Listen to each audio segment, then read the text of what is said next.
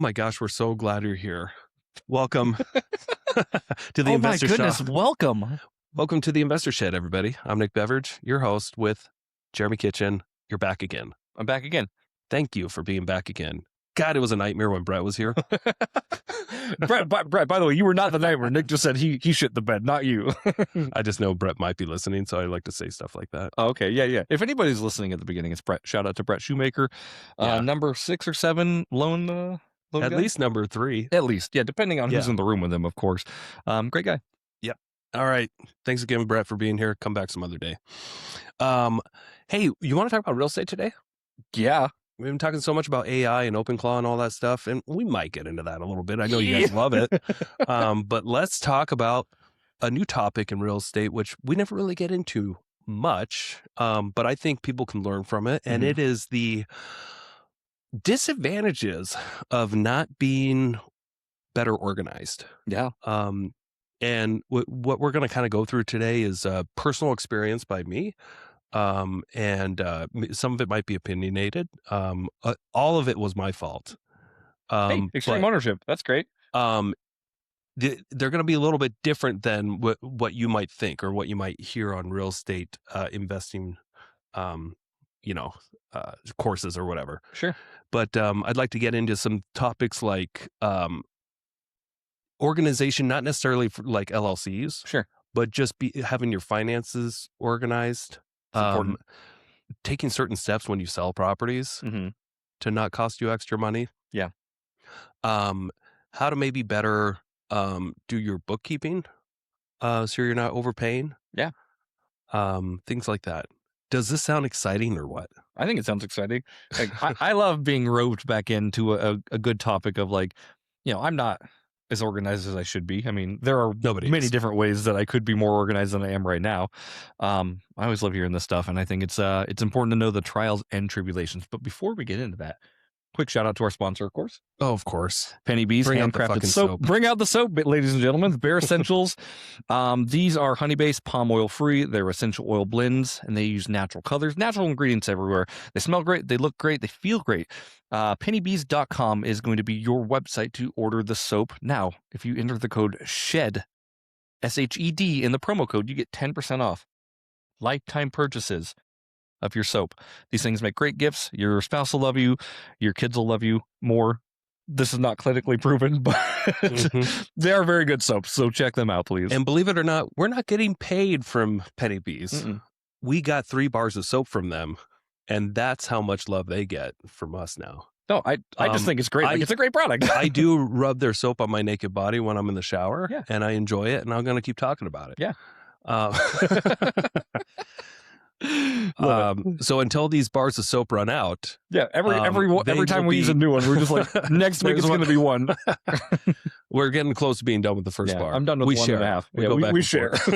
Shared custody. Nope. So pennybees.com, promo codes SHED for 10% off your order. Let's get into the episode. Yes, and we're going to skip the smelling salts today. We'll do it next time. Okay.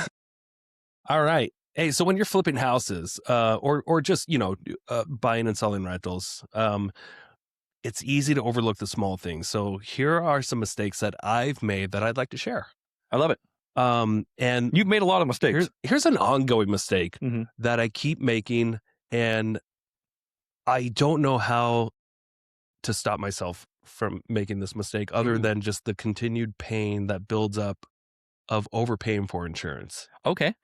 Now, it's not like I'm not getting quotes. I am. I'm usually running it by a couple different people. Well, usually one person, and he'll get multiple quotes with different insurances. And I've tried other people. I like Josh TV.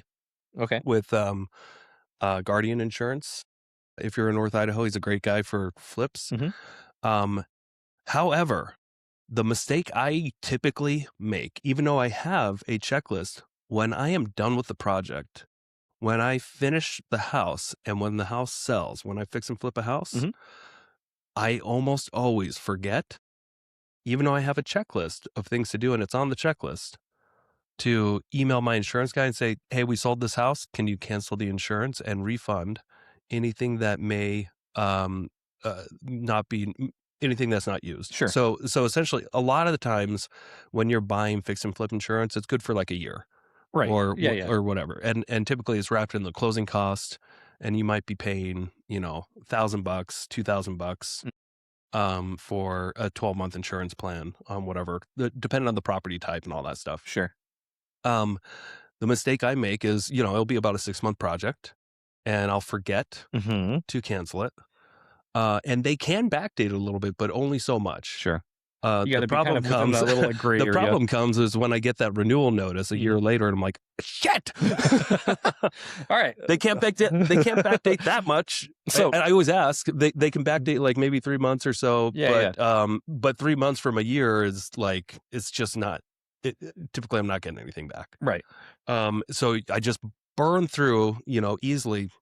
I think my average is about $300 every time I screw up of how much money I lose. $300 is, it adds up, especially when you're doing a few a year. Yeah, you're doing 4 to 5 flips a year. That's like $1,500 just right there. Yeah. But I think on this most recent one that I realized I screwed up on, I could have saved like $900 if I would have canceled it in time. Or at least within a couple months. Okay. I want to talk about this, and I know you said like it's your fault and it's on your checklist, but like, I want to get to the bottom of like why do you not call? I just don't think about it, even though it's on your checklist. I don't print my checklist. That's so then there's your there's your solution. That's one of the big things. Yeah, one of the big things on the checklist is to and this checklist, I forgot what it consists of because I haven't looked at it in a year and a half. Maybe that's my problem. Sure, I'm pretty well organized these days. Sure, seems like it. This little piece, gosh, it sucks. I keep forgetting. So, like the old saying is like insanity is doing the same thing over and over and expecting different results, right? Like, I don't know what you expect to change when it's coming and you do 5 to 6 of these a year. I'm not trying to pick on you. I just think like, dude, like this is an easy fix. It's such an easy fix. Print out your goddamn checklist and like literally check it off. That's all you need to do. The reason I'm talking about it out loud is because I'm not the only one. Right. But this gives you accountability at the same time. Just like do the thing, man. Yeah. Well, it's happened so much this last year again. And I felt like 2024 was a pretty good year where I was pretty good about calling, and because I only flipped a couple houses. Sure. Yeah. You weren't too busy with it. Calling and emailing and just saying, hey, good news. We sold this property. Can you cancel the insurance and just, refund anything extra? Yeah. That's already prepaid. So yeah, that's one of the big things. And all I got to do, like I'm closing on a flip next week. The insurance on these 2 lots are very cheap. But I keep having it. It's like in my mind every day, like, oh, as soon as that closes, I need to email my insurance guy. Are these the Pinehurst ones? Yeah. Cool. You're closing. Congratulations. Yes. Cool. Thank you. Yeah. So yeah, finally sold those. Nice. Yeah. So anyway, that's one of the big ones. It sounds simple. Sounds like it. Why wouldn't you? But like when you get a flush of cash in your bank account, you typically are doing a bunch of stuff. You're paying off debts, paying off credit cards, on to the next project. Yep. You're picking up you're getting your lockbox. And the next thing that I forget sometimes, calling the utility company and telling them to go ahead and cancel my account as of this closing date. Sure. Okay. That one has also been unforgiving sometimes. And I just recently, the reason I wanted to talk about this is because I just paid a $230 bill for the buyers that bought a house in Bonners Ferry a year ago. Okay. Wow. So my mistake, I didn't realize a Vista was serving the gas. Obviously, it's very common. A Vista usually does all the gas in North Idaho. Sure. I didn't even think about it. I forgot that I even opened an account for it. But what I remember, with Bonners Ferry actually provides the power. Okay.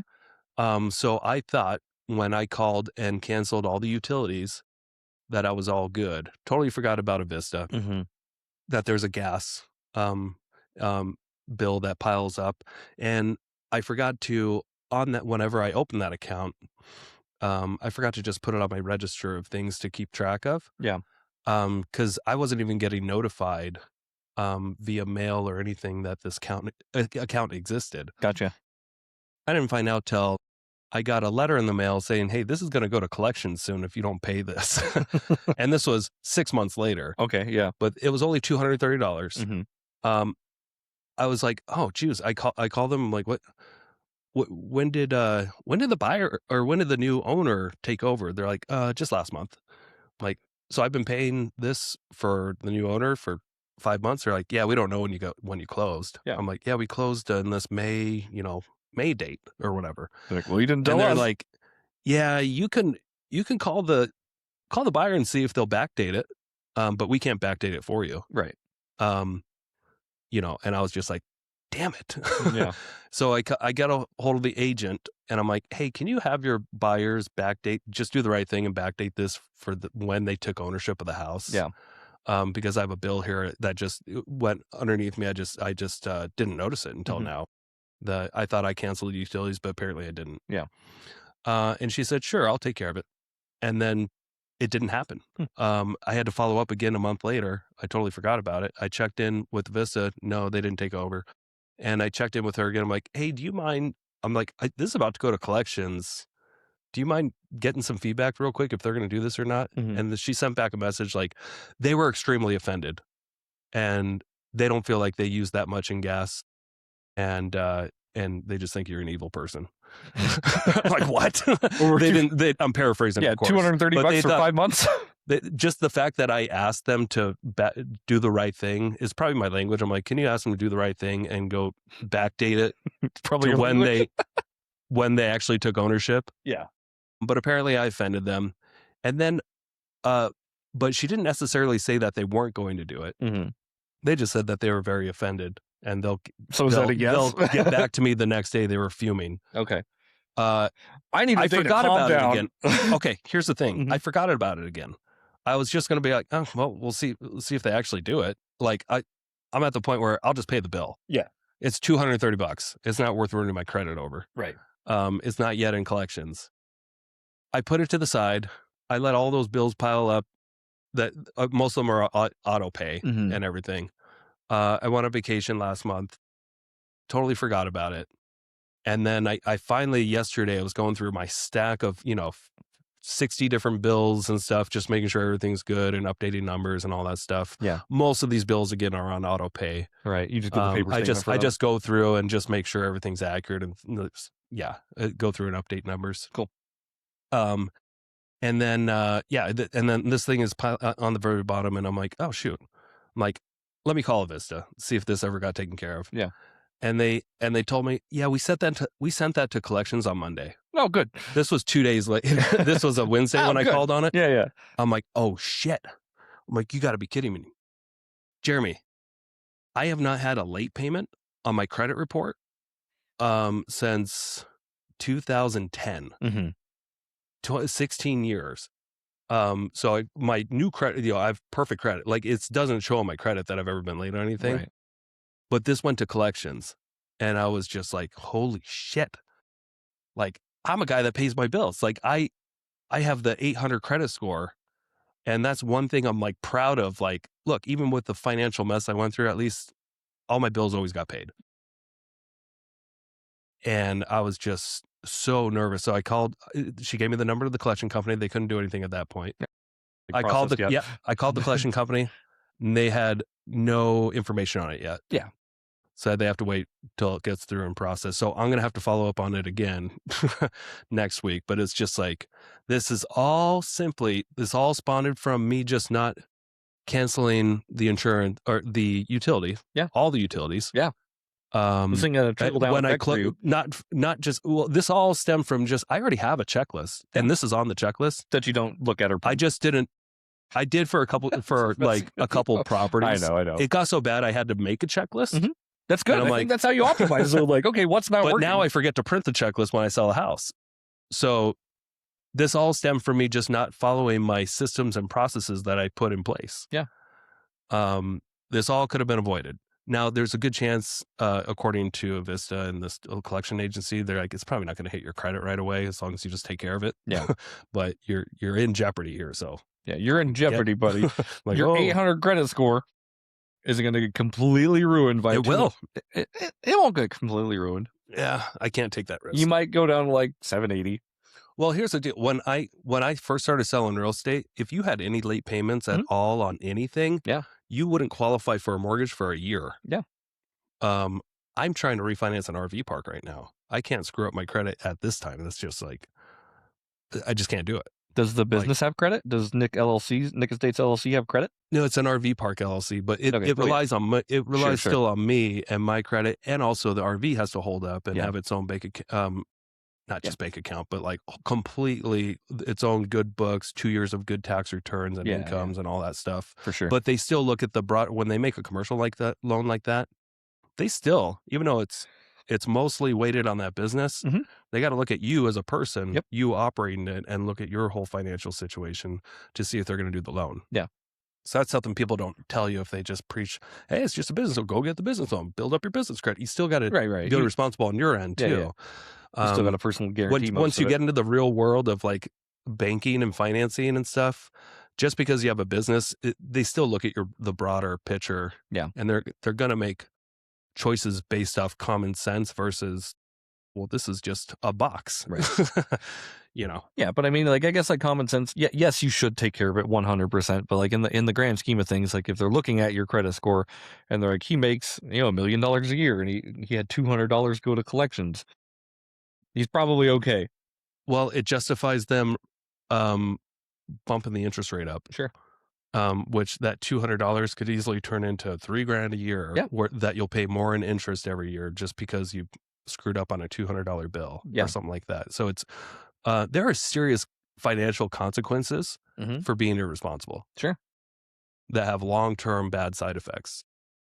Is there any way to like put it in your system, or like I know you wanted a printed out checklist for when you close on a property, but like is there any way to like have it on a computer, like a Google Sheets, where it auto pings you like, hey, this is closing. It's time to go through your checklist. I think I can easily set up like an open cloud or something like that to do that. Yeah. And just like, hey, monitor my emails, and anytime you see that there's a closing, email me the checklist. And then just keep emailing it to me every day until I say that it's been done or something like that. Yeah. You can set things up like that. Yeah. And I guess what I'm asking is like obviously like I get distracted too and I get overwhelmed by things. So sometimes things gets pushed to the side, but on something like this, where it's an easy thing, like you've got the systems in place, you just need to execute on the systems you've done. Yep. Working on it, Jeremy. I know you're working on it, but like but yeah, this is why I'm having this discussion, is just like, I'm just pulling my pants down and showing you how small it is. Yeah. I mean, I'll show mine if you show yours, but like, and how to not be so small. Yeah. You got to warm it up with with better organization. Better organization. Ladies love it when you get better organized. That's true. Yeah.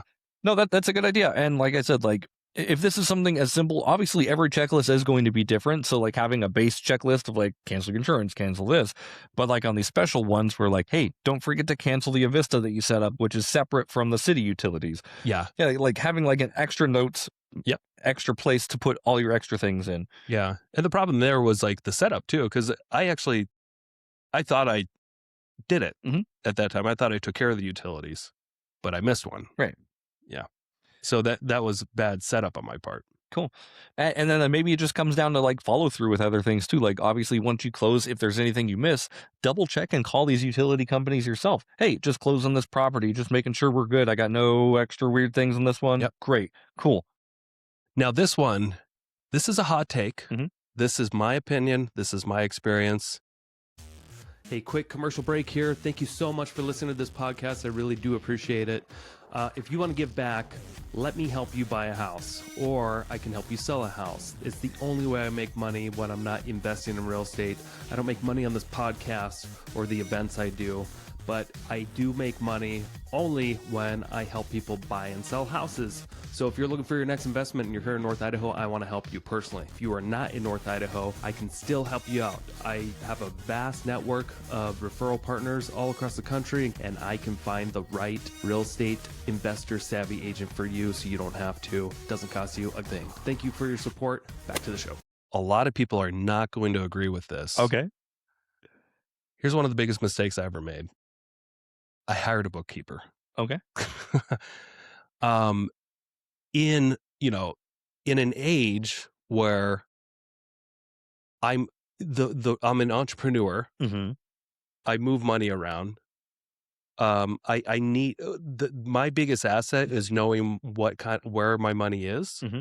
and what I'm doing with it.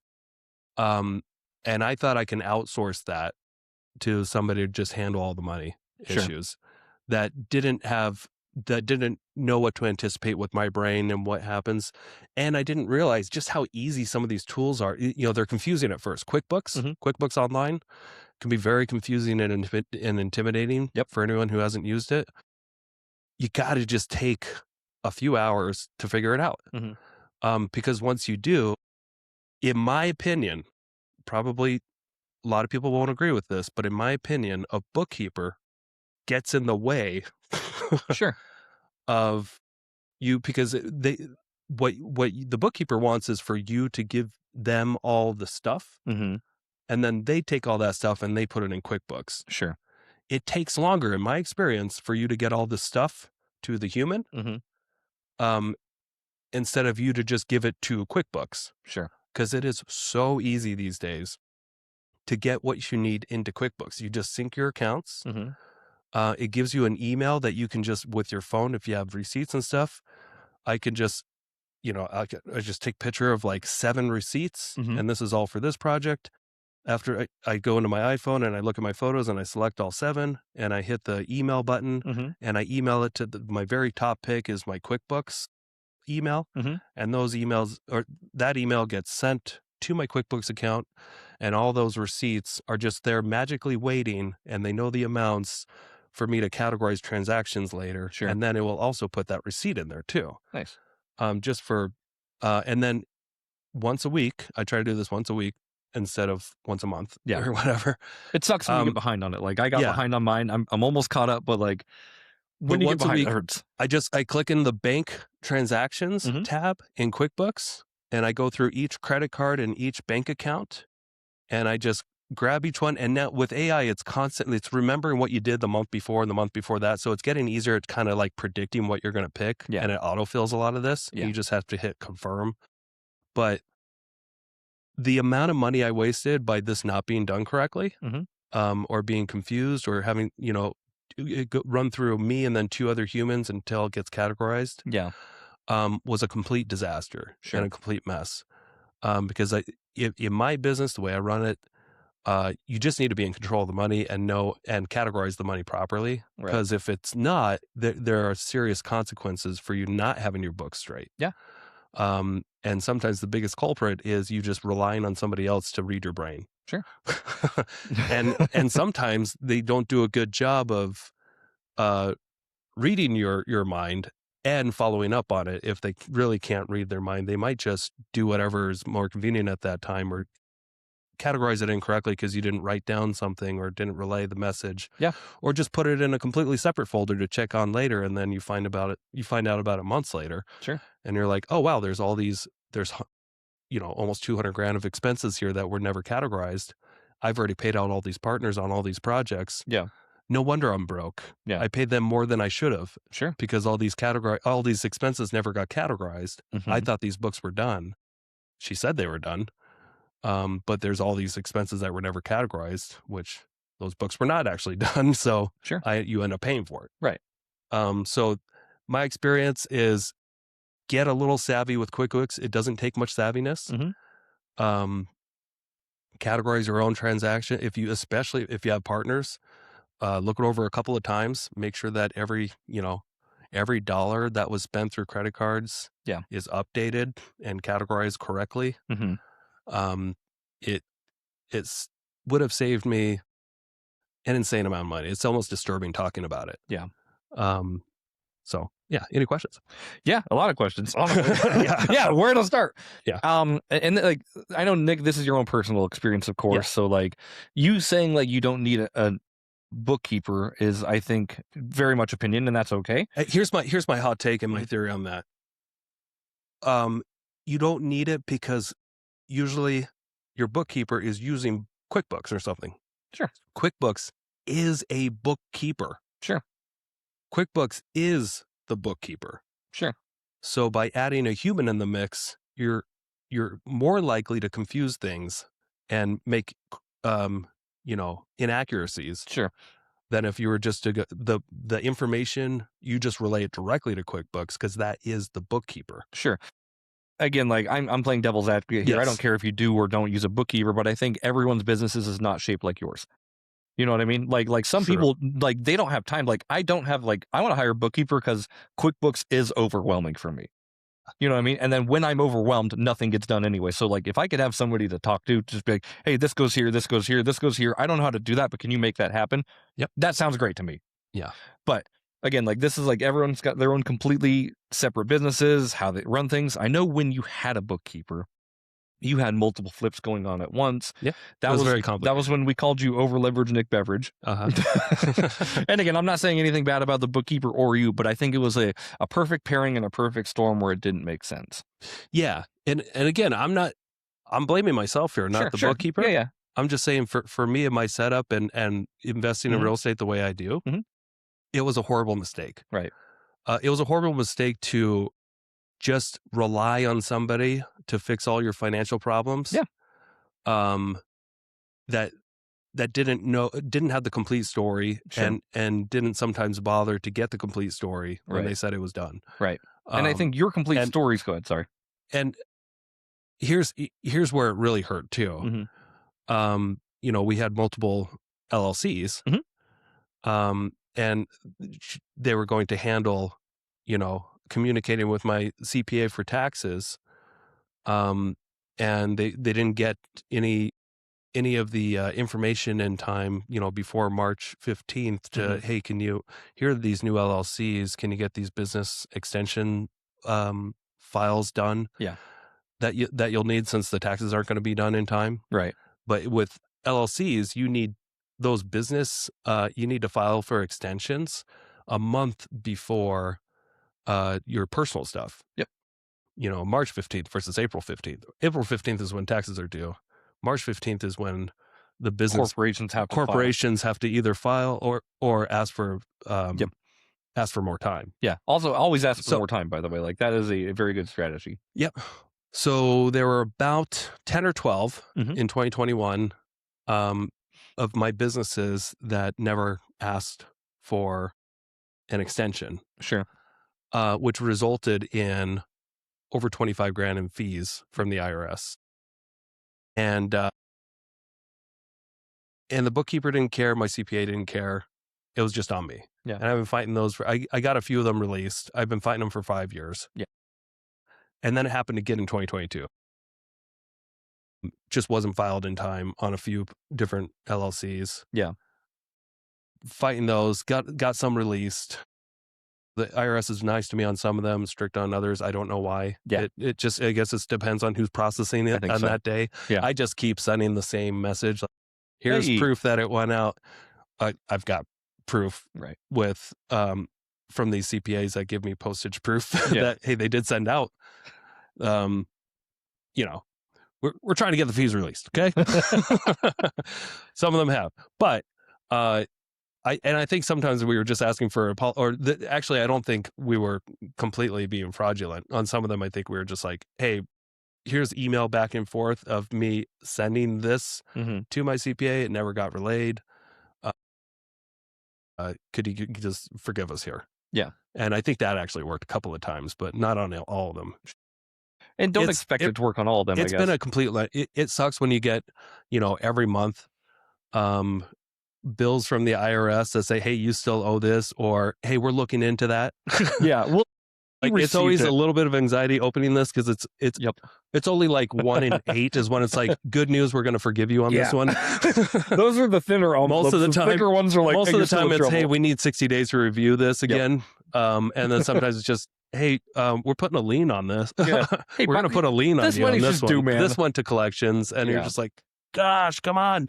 Yeah. So it's a true nightmare. Obviously, it's on me. I know when business filing extensions are due. I've known that for a long time. I need to be better at not just relying on other people to make sure that they filed that for me. Yeah. And I need to make sure that it's actually done. Yeah. So that's what I'm going to recommend you guys do as well. If you're running multiple LLCs, you can't just rely on other people to make sure it's done. if you don't ask. Yeah. If you don't ask in time. Right. So yeah, that's a big one. This year, first year ever since I've been in real estate, where my taxes are done. Holy moly! Before mine March aren't even 15th. done yet. They were done a week ago. Yeah. So that was a relief. I think it's because I've been a lot more organized lately, and Yeah. he was able to just like get it done quicker. Yeah. I also was my tax bill is like half what it normally is. Nice. Not my tax bill, my tax preparation bill for my CPA. Oh, cool. It's because I think you cut down on all the amount of LLCs and stuff. There's less LLCs. Yeah, those are like sure. $500 a pop every time they have to file a thing. So more income, mm-hmm. and I'm getting $6,800 back. Wow, which is cool. A return? A return. Crazy. Even though I didn't pay taxes. Yeah. So thank you, Tom Robinson. Yeah. He's been on the Robinson podcast. Financial. With Robinson. Pretty good guy. Tom and Tyler over there, they work magic. Again, they're kicking good job. out Good job for taking extreme ownership on that, because obviously, like I said, every situation is different if you need a bookkeeper or not. I do know, like, when I was involved in those businesses, it was chaos. Yeah, it was. I was just doing too much. We were working on Violet at that time, and that was one of the things. But I do very vividly remember your contractors like buying multiple things for multiple properties on the same credit card.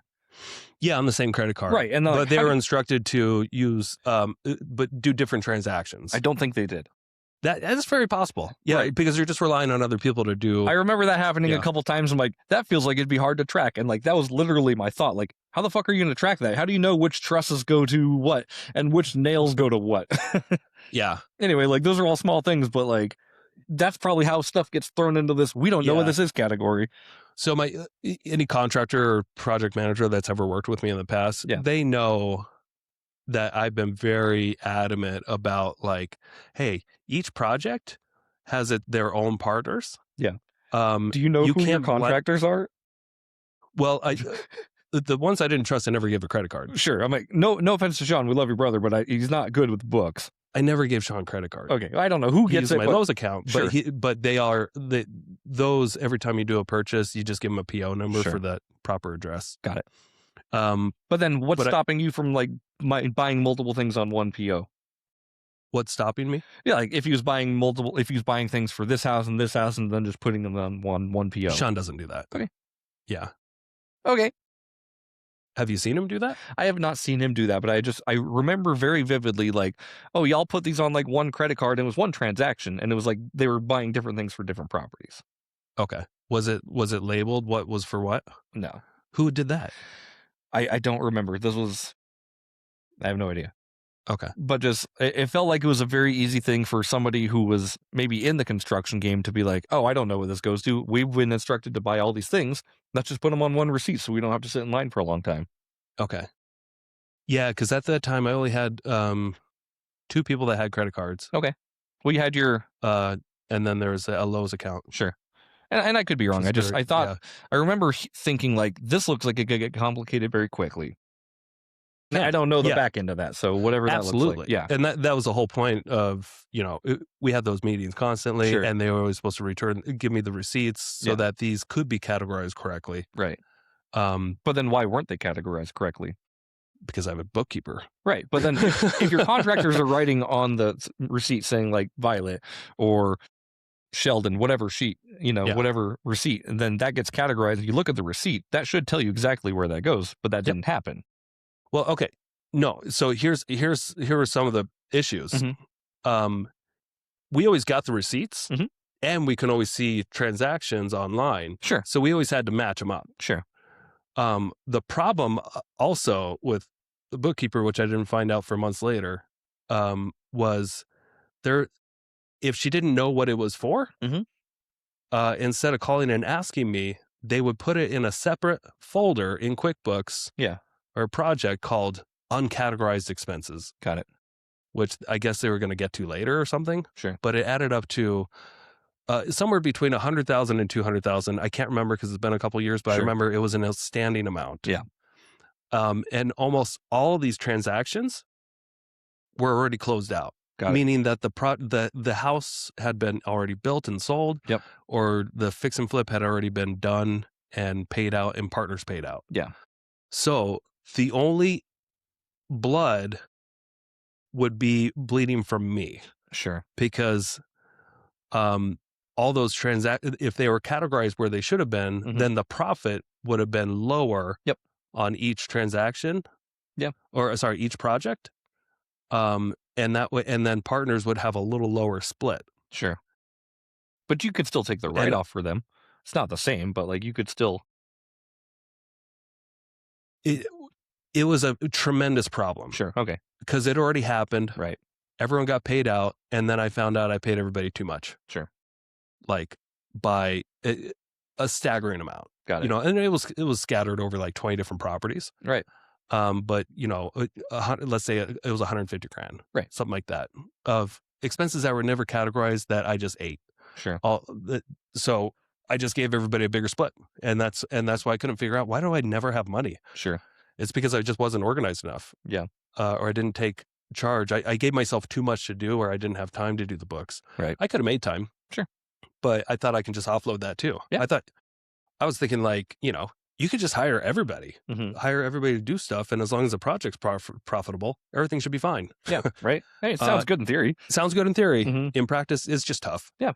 Yeah. But like you can also take the things you've learned from bookkeeping and, being organized, and you can apply them to the next thing. So if you end up getting another bookkeeper, which I don't think you're gonna, but like you can just make sure like, hey, if there's any, you can have these conversations like, hey, don't put anything into uncategorized, or if you do, we need to have conversations about it weekly.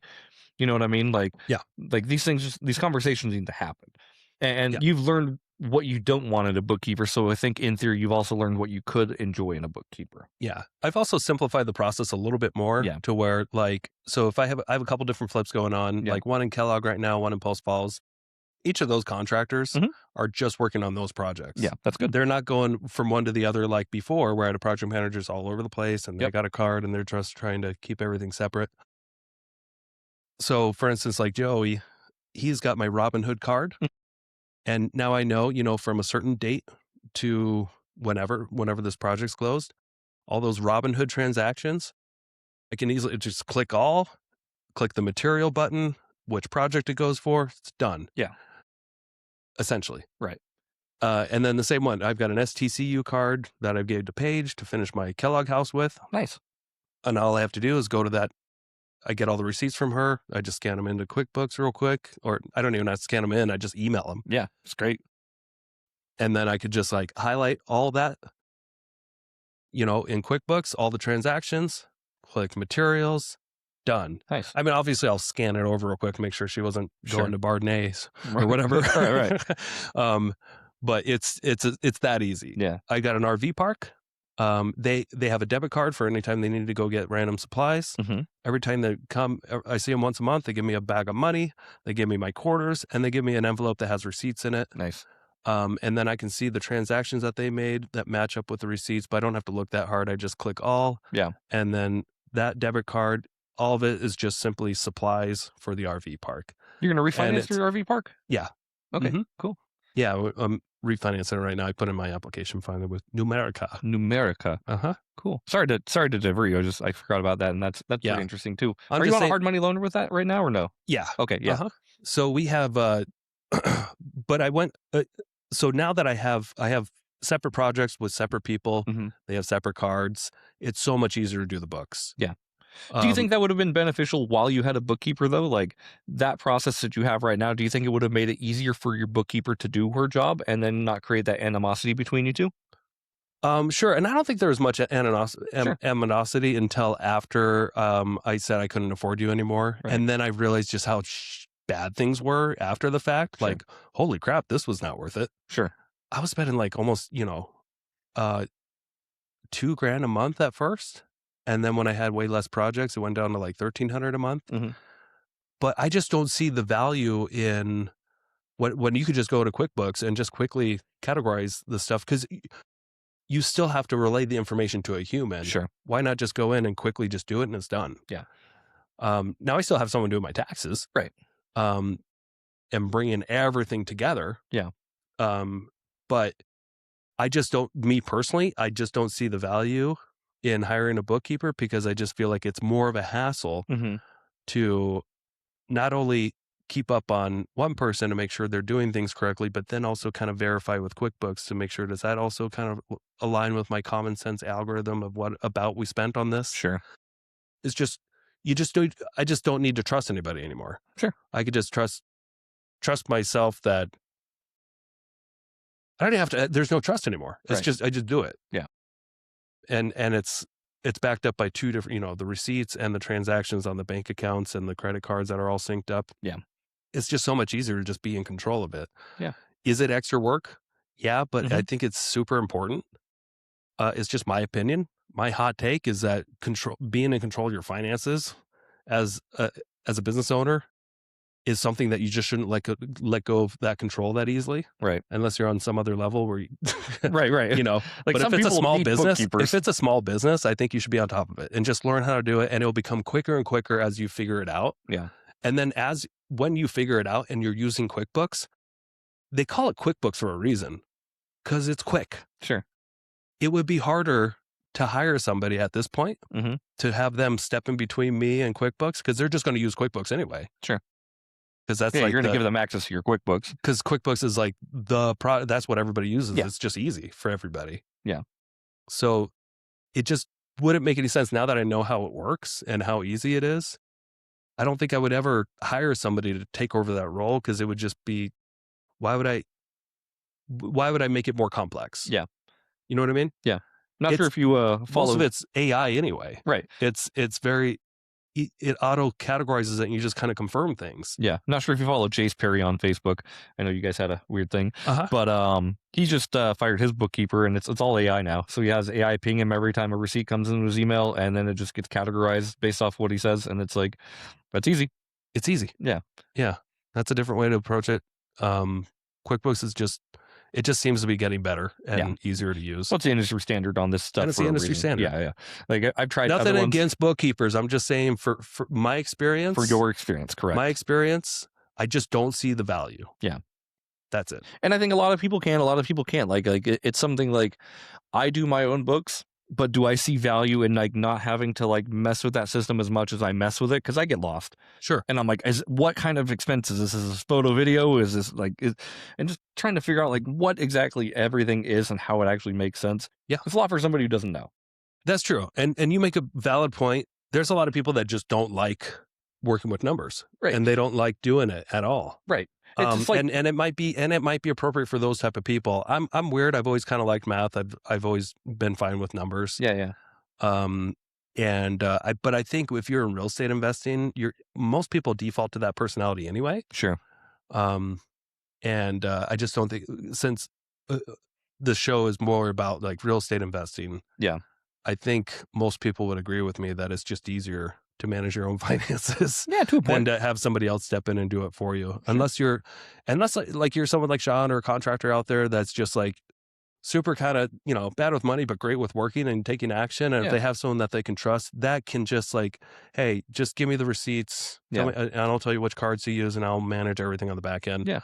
That might work great for someone like that. Yeah. That's just not going to do it. Right. That's not going to do their books. And like it does make sense for someone like me too, in like real estate photography. Sure. Like someone who's like busy like 24/7, like taking time out of my day to be like, I wonder what my expenses are. It's a lot, because I'm constantly doing other things. Yeah. And if I can free up that portion of my mind to not think about it, I think it is worth it. But it also depends on the price and value, and like there's a lot of factors. But just it may be worth it. It may not be worth it. Yeah. Do your own due diligence, of course. And I guess what I'm really just trying to do is just encourage people to not overcomplicate it. Yeah. Because it's not that complicated these days. You don't have to sit there with one of those big old calculators that prints off, that like prints stuff off on its own. It's not like that. You don't need like the green hat when you're doing it. You just simply need to look at like, the helpful thing about this too is you'll catch things that may be like, oh, I thought I canceled that subscription, or what's this, Nigerian charge of $600 through Xbox. Yeah, that wasn't me. That wasn't me. I think there's fraud. Yeah. You might catch stuff, or like, why did my electrician charge me twice? It was a mistake, but I caught it. Yeah, things like that. Yeah. So I think it's important, whether you hate it or not, to be in charge of your finances if your whole business is to bring in money. Sure. And like I'm gonna go a step out of like bookkeeping, of course, because we talked about this before on either on the Investor Said Zoom or on here, but I have the same problem with my CRM. Mm-hmm. Right? Like that thing is so overly complicated. Yeah. And like every time I touch it and I open it, I'm like, all right, let's crack this out. Brain start hurting? Yeah. Like I go into like overdrive and then I'm like clicking buttons I've never clicked before, researching like the dumbest fucking things I've ever seen about this website, not the basics. Yeah. And then like 4 hours later, I'm like, I did nothing. I have no idea what I've done, but I know I wasted 4 hours. And like something like that is kind of how I feel about QuickBooks on the back end. Like a CRM? Oh, that sucks. Just like I get in and I'm like, what do I do? Yeah, because the CRM, if you guys don't know what that is, customer relations management system, it's like it's like you're organizing the people in your life, or your customers, and like that's their data on here, and you're organizing it, and you're putting up tasks and follow ups and notes, and it does hurt funnels. It hurts my brain too. Yeah, every time I get into a CRM and start messing with it, I'm just like, screw this. Yeah. I don't want, like, I'll just pick up the phone and if I'm slow. Right. I fall into the same trap, the mindset. So you're not alone there. Right. I agree with you. But my head starts hurting too when I'm in a CRM. What I'm getting at is like that is what I would call a distraction. Yeah. You know what I mean? Like it's me thinking I'm going to do good work, but the best work I can do is honestly just working and continuing to serve my people. If I can hire this piece out and like tell somebody else how I need it ran and just push the button for me to do it, that'd be great. Like I'll pay the money. It's the time that I have a problem with. Yeah, because I'm trying to have it be like, hey, you don't want your head to hurt. Yeah, I'm trying to have like, hey, create these funnels so when people click this, I get their email. When I get their email, create them a follow up. Like I'm having it do like a big thing. Yep, that I have no idea what I'm doing. Yeah. Well, I will admit my head hurt when I first started looking at QuickBooks for like the first like 3 years. Yeah, and I just kind of putting it off, and I had it, and I was paying for it, and I was just like, I don't really understand it. Yeah, and tried to get other people to use it and stuff instead of me. I remember the first job of the project manager that I first hired. I was like, your job is to figure out for QuickBooks. I love it. And I put that on my personal assistant too. Neither of them ever did. Right. But it's so much easier now. I kind of know what I'm doing, and there it's just easy. Yeah. And I actually don't even use it to its full potential either. I just mostly use it to track expenses. Yeah. I don't even bring in any of the income, and I don't send out invoices. Right. Like there's so much you can do. I only send QuickBooks invoices when people don't pay me through my normal website. Yeah. And I have to go after a couple people, but it's fine. Yeah. And if you don't know what that means, sending invoices like sending a bill to somebody, like saying, hey, you owe me money. Yeah. Here's an email of an easy way to pay it from Here's QuickBooks. the easiest way to pay it, right with this email link. Yeah. So anyway, last thing I want to talk about, my experience being disorganized and how I've cleaned it up a little bit. Back this goes along with my over leveraged Nick Beveridge trying to do too much. I made the mistake of thinking that it would be more simple to have basically my one main business account, even though I had several. Yep. That paid almost all the bills. So I would transfer money from all these different accounts constantly to this account and deposit almost everything into this one account to pay all the bills. And every so often, like every 2 weeks, I would say, I would misjudge just how much is coming out and didn't transfer enough money and wind up with overdraft fees. And it got nuts. Yeah. I mean, in 1 year, in 2021, 2022-ish, like 1 or 2 years, I think I had a couple $1,000s worth of overdraft fees each year. Dang. It was happening multiple times a month. And it was completely avoidable because I had the money. Sure. I was just trying to pay everything through one account. Right. For all these different properties and projects and things. I thought it would be easier that way.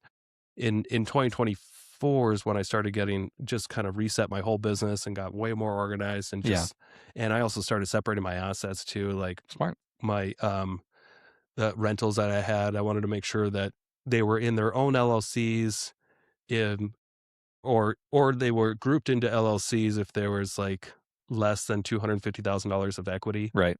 So I followed Matt Swarenson's rules. Yeah. Mark Kohler. Yep. Of that how many LLCs do you use for what kind of properties, and I wound up with like 4 different LLCs, basically.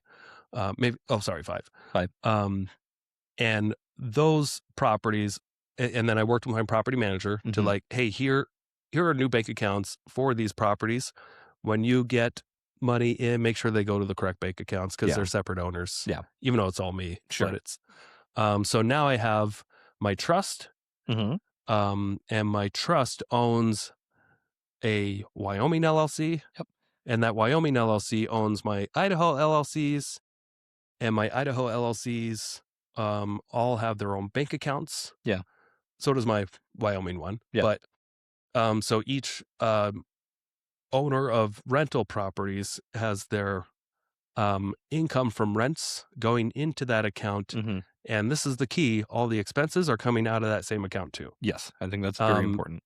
And these properties, they do cash flow a little bit. And it's easier to keep an eye on them. So they're paying for themselves, and then I just don't dip into them. Sure.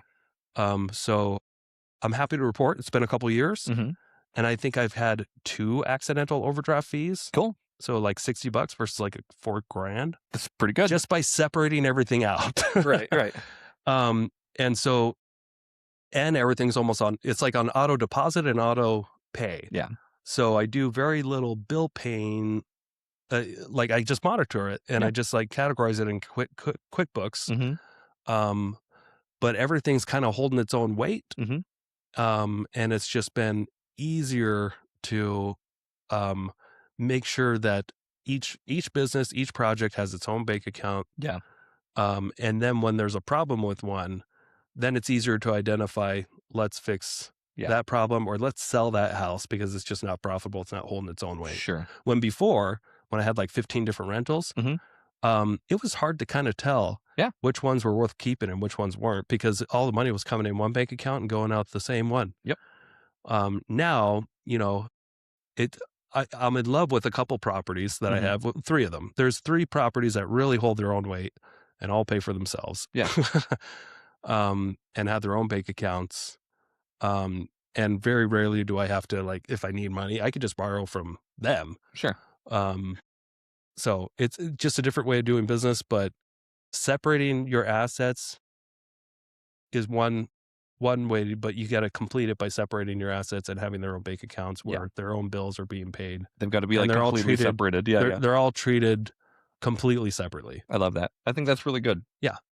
So it's really helped me, and I recommend people try it. Cool. I also recommend that you print out your checklist. Yeah, I'll get on that. We can end this now. I will print off the checklist as long as everybody has a wonderful weekend, and they hit the little thumbs up button. There's one person out there's like, I'm not going to have a wonderful weekend. Well, then Nick's not going to print off his checklist. Yeah, don't hit the thumbs up button. Awesome. Well, thanks everybody for joining. As always, like Nick said, leave us a 5-star review on YouTube, Apple Podcasts, Spotify, or just give us some love in the comments. We like that too. And check us out. We are now live on iHeartRadio. Bye. No, we're not. Thank you so much for checking out the Investor Shed podcast. If you enjoyed your time, make sure to leave a 5-star rating and review on Apple Podcasts and Spotify. Follow along on YouTube, TikTok, and Instagram at The Investor Shed for shorts and promos about each episode. Do you want to be a guest or know someone who has great real estate investing advice and stories? Reach out to us at theinvestorshed@gmail.com.